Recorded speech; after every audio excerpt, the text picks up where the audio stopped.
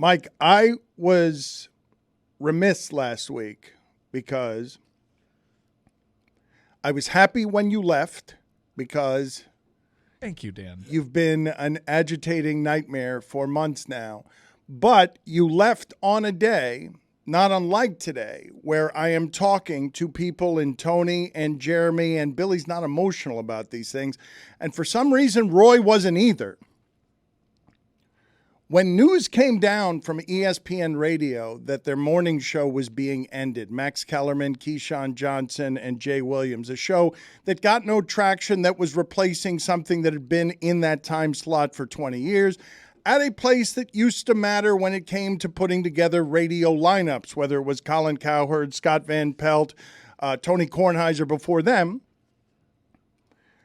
I remember sitting on Lincoln Road, I don't know, must have been 15 years ago, talking to an original ESPN radio executive who cared deeply about radio.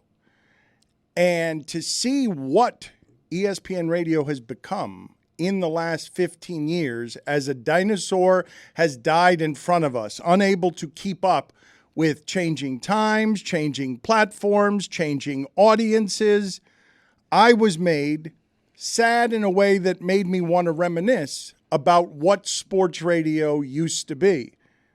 And no one wanted to do it with me. No one was nostalgic or interested in the roots that birthed a cruddy morning show that didn't have chemistry, that didn't last very long, that was sort of the last tendrils of here's ESPN Radio trying to throw some names together to have a lineup, national audience. It's hard to make this work nationally, but it's basically ESPN Radio giving up on radio is what it symbolizes. Yeah, I think to a degree they've punted on audio.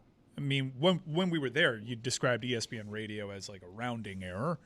And I think the financials do kind of inform their approach to content on the audio side of things. Sadly, I think it also directs their decisions when it comes to quality control. I understand how it happened, too, because ESPN Radio became a force when they decided to just throw two people together and see if it worked with Mike and Mike. And it worked historically well.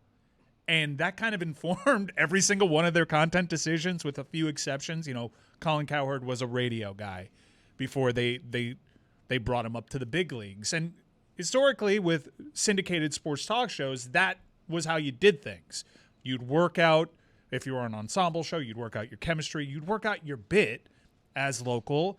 You'd put years into it, and then you'd graduate up the ranks, and your show would take off. And ESPN, for the reasons that I laid out, and also because oftentimes the head shot caller at the audio division would be someone that they just had to advance because it's a big company, Disney, and you have to show growth and you have to ascend up the ladder. Oftentimes during my time there, some of the head shot callers in the audio division didn't have much background in that specific field. It was a place that they generally put people they didn't know where to put. And so whether they knew radio or not, they were overseeing radio with very little expertise as to what comes into what is content people want to consume. The person I was talking to on Lincoln Road 15 years ago had a lifetime of training in what radio was. Everyone who followed him was not that. Yeah, there were a lot of, don't get me wrong, there were a lot of people that had decades worth of experience in audio, but the main decision shot caller was someone that didn't have an audio background. And I think the proof is in the pudding in that in terms of podcasts, they've seemingly punted on podcasts. And ESPN... They just signed Pat McAfee also. And obviously that's like a streaming play, a YouTube play as well, but it's the biggest, if not one of the biggest sports radio show in the country. Right. So they're going to get the downloads that way. Well, he's more of like a video property, but he is a huge podcast, and this is what ESPN's done. This is what Disney typically does.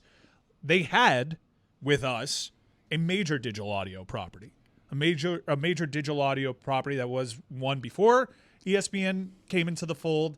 And they didn't necessarily nurture it, and they had no problem jettisoning it with all of its intellectual property and its RSS feed. And then what ends up happening is, rather than develop these strategies, they go out and overspend or spend. I don't think they're overspending on Pat McAfee. In fact, compared to his previous deal, they actually got a bargain on Pat McAfee. But that's a great thing about having Disney as your parent company. They'll just buy their way back into being industry leaders. And now they become industry leaders on video streaming to the tune of $90 million. That's what it costs instead of developing these talents. They've essentially punted on podcasts and audio. And that's an embarrassment for ESPN when you consider the lead that they had just as a brand. They could develop star after star after star, but ultimately the person calling the shot didn't really understand podcasts. And we were very frustrated that we were pointing to our digital audio numbers and we were working with a company that was still trying to squeeze every cent out of terrestrial radio. When it comes to audio, ESPN has been behind the times for quite a while. I think they've acknowledged that through some things that they've done. This is very inside baseball, but the way that they operate from podcasts now and how they sell it, they've kind of outsourced it. So they kind of threw their hands up in the air saying, yeah, we admit that we were wrong here.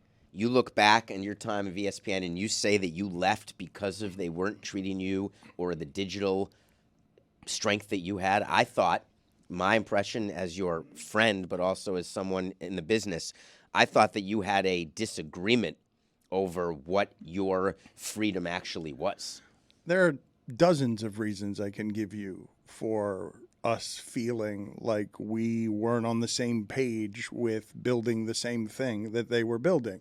And what's come to fruition is if we'd still been there right now, we would be the casualty in their radio lineup because they don't care about radio anymore. It's not something that they're going to go all cheap on radio. They're going to go Pat McAfee on video. He's a hybrid brand. He works in the podcast space. They will grow what he has, but they are not going to put out a radio lineup. That medium's dead for a lot of people, not the older people and not people who you still need, because I've said these numbers before. The majority of listeners to sports content are still not in podcasts, but it's obvious that that's where the future is.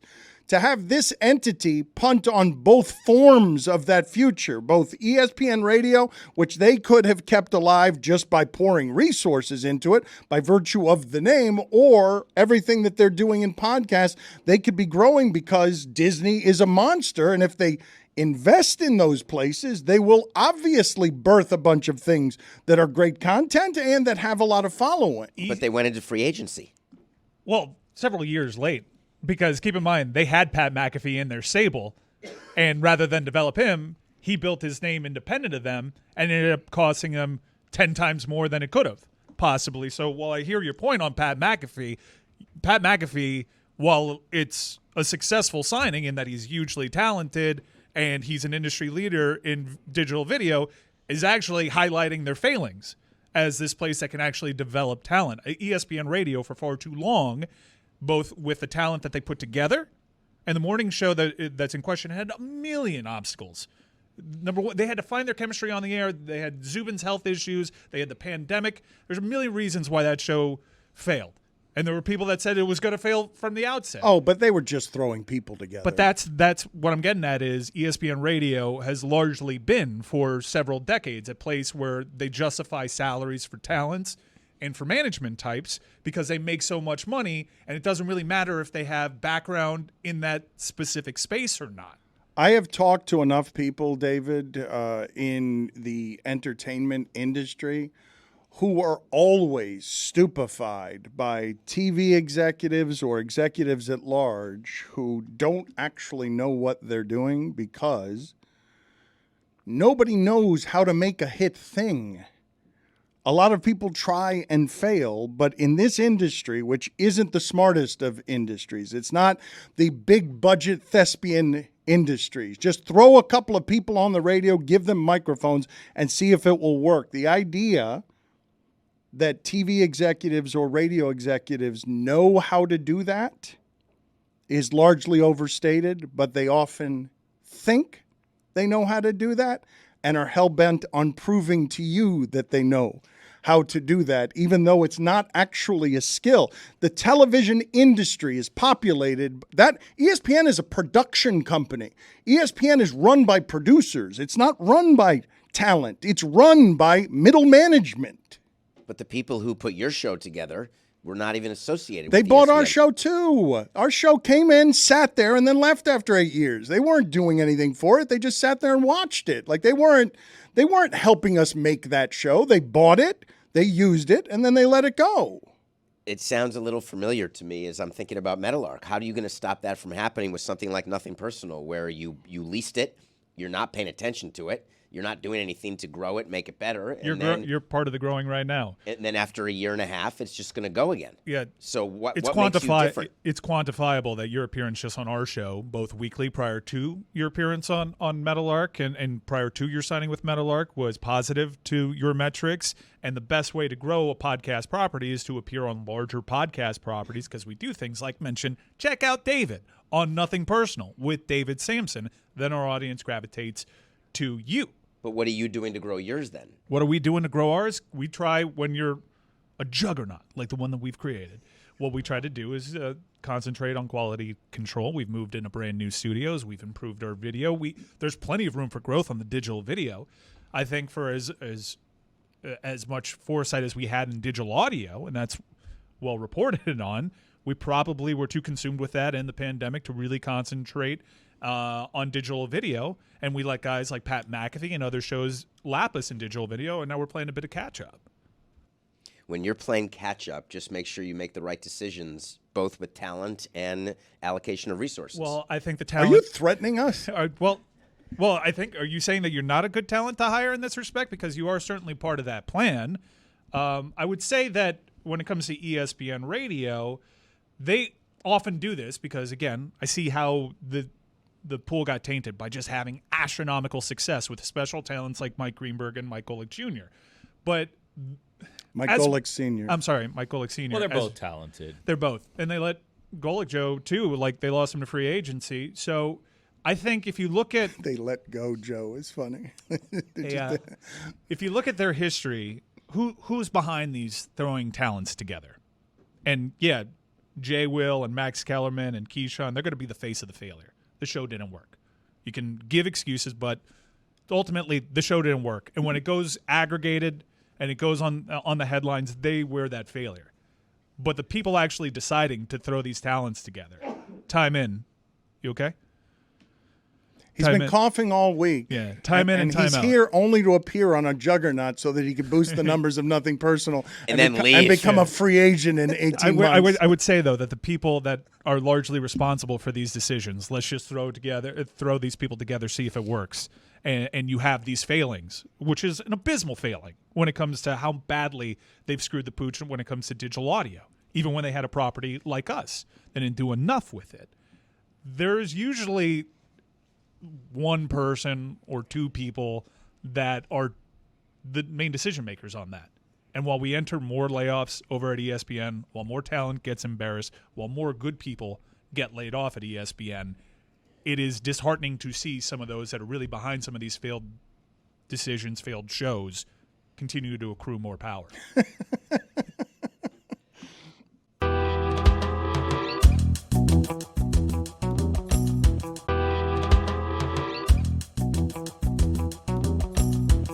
We talked about how last weekend the Reds and the Marlins had buzz, momentum, and crowds to see Cincinnati and the Marlins with energy around their team when they've been the teams trying to compete on the cheaper level of the scale.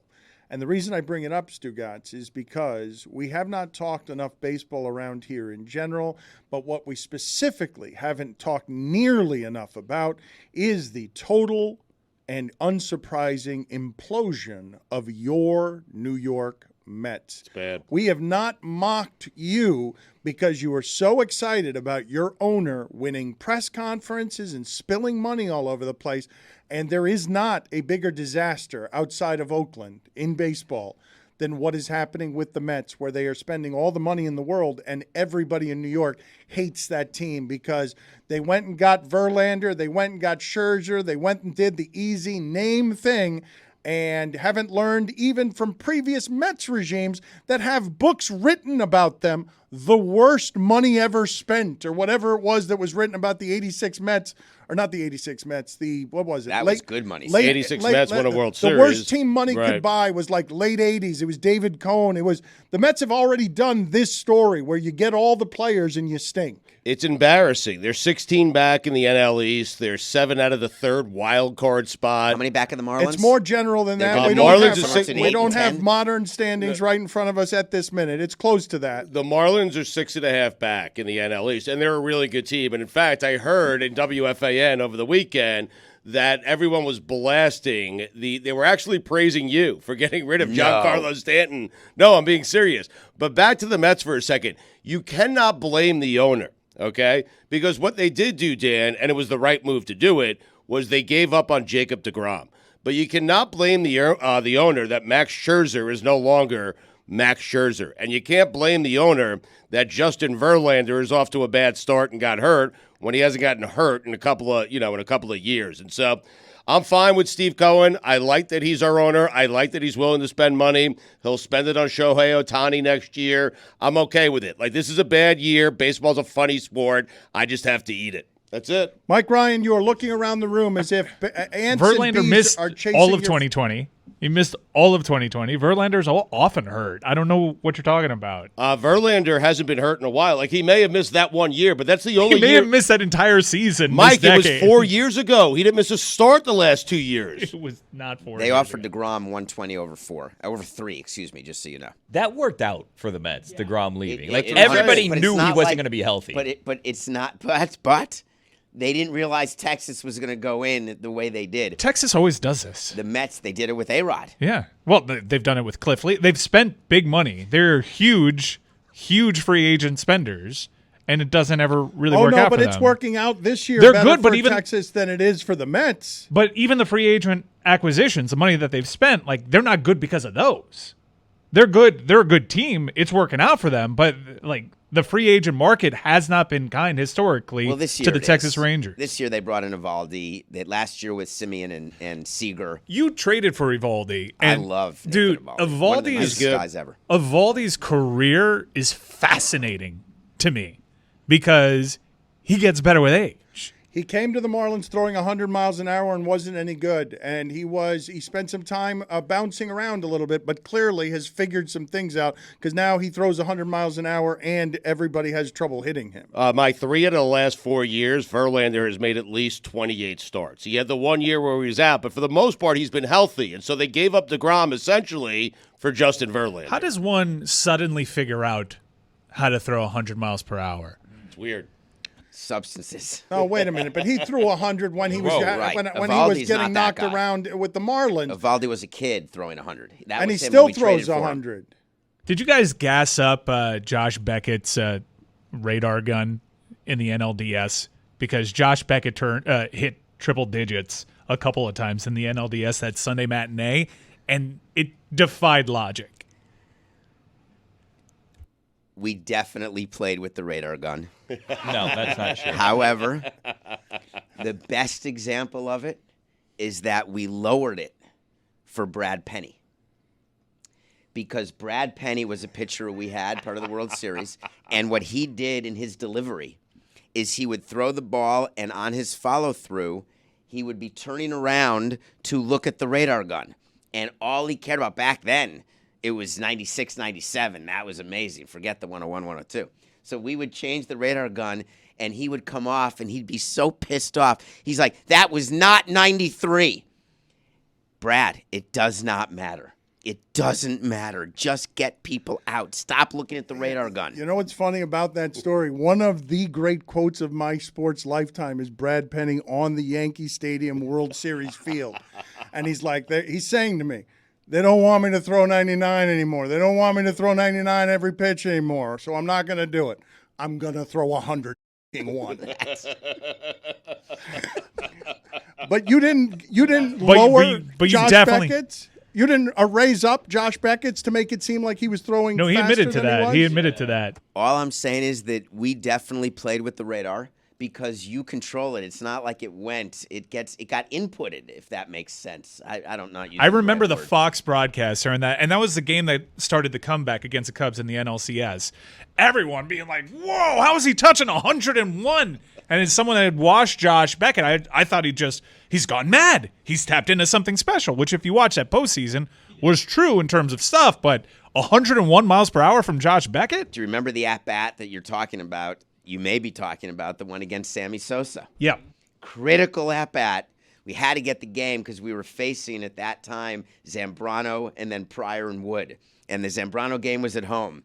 Beckett's going, and we have to get that win, of course, because we had our bags packed. We were going. We had our bags packed for Game 5. We actually packed not just to go to Chicago, but we packed to go to New York or Boston. So we told all the players, fill your suitcase, we're going on a week road trip. And so Josh liked to feel good about it, and we felt he had the talent to be okay with it and not obsess over it the way Brad did. The idea that you would fudge all Marlins numbers so that no one can tell what the truth is about anything. It's like every number in the history of the franchise. I have no idea whether or not it's real. Right? I'd rather not know this information. Seriously. Like, I want to believe Josh Beckett was able to do that. You can't fudge wins, losses, or rings. True. One of the things, though, that has happened I don't know. Let's ask the Astros.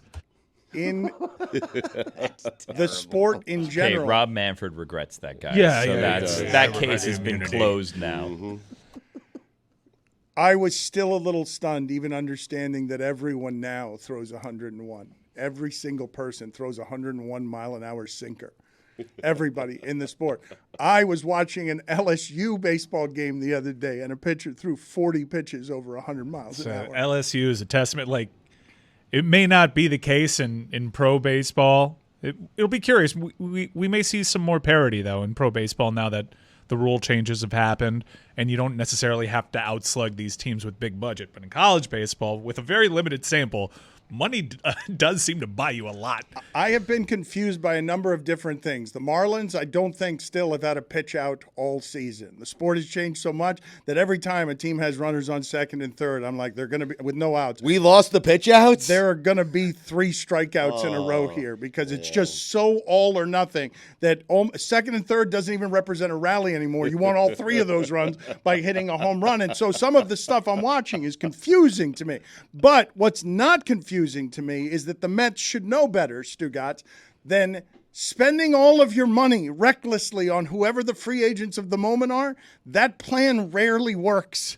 Dan, they had 100-plus wins last year. They made it to the postseason. Like, sometimes it doesn't work out because it's a funny sport. You remember first and second, no out, little bunt, get you second and third with 1 out, little sac fly. Those were the good old days. The miss station to station? No, the Marlins are still doing that. It's the best. Dude, it was the best.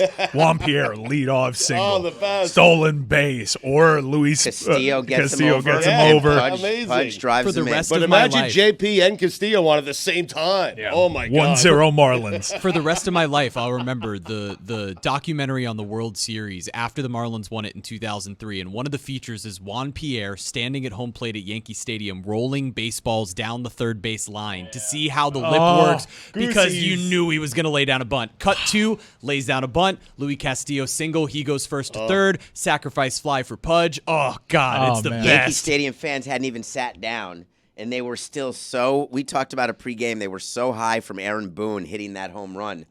And we're talking 20 years ago, but this is current because Boone's still the manager. Last and time he's a he made them famous happy. Yankee. Last time I made who happy? Yankees The fans, Yankees, Aaron Boone. yeah. They Yeah. were You, It's when a homer meant Oh, something, Boone. too, by the way. And so at the end of the day, we knew that getting game 1 was going to be important, and we wanted to get started. We would keep track of how many times through the lineup during a game would both Pierre and Castillo not be on base. And there would be games upon games where it did not happen, where one of the two would get on each time they would be up. Billy, Mike, please, as astute, long-time observers of the Stugotz, him bored and different about one of his teams spending all the money in the world and bed means he doesn't care about. He hasn't that team been watching anymore. yet. He doesn't care. It's the concert circuit. He doesn't right now. care about anything That shows happening Dana. with the Mets. It's been the 3-year concert circuit, the 3-year farewell tour. Remember, he couldn't pick out Francisco Lindor. That's right. out of a lineup. We actually. That's not true. No, it is No, it's true. true. No, It it's is true. somehow With his true. blonde dyed hair, It's true. Did he have No, the he was blonde hair? shown. He was shown a photo of Francisco Lindor and asked, "Who is this?" And he had no idea. But did he have the blonde hair? Yes, the there dyed was blonde no hair? hat. Yeah. Everybody knows It was that. it was obvious that it was Lindor, one of the highest paid players on his favorite team, the shortstop. He's staring at it and has no idea. And what I'm telling you, and what Billy has not yet confirmed, Stugotz is fundamentally brain fried. Like, it's happened. He has mushroomed his way through whatever it is in his brain, loves even his own Easy. teams. Well, the Brain on Molly. Drugs famous commercial. It's actually played itself out in real His life. friends. So we got Lindor, huh? I think the thing is he can focus. Stugotz, when he's focused on one thing, will focus the majority of his attention on that one thing. Right now, it's the dead. Exactly. He's not paying attention to the Mets. Right. He will get mad about the Mets if you give him 2 months. He will work himself into that anger. It's just not there yet. How many times has your brain been focused on paying taxes? Ooh, it's been a while. Let me think. I can get you some write-offs if you want. Well, I mean, David and Mike sure showed me this trick earlier this week. I mean, when have I really put my mind to Stugotz sleep? is going to buy a team so he doesn't have to pay taxes.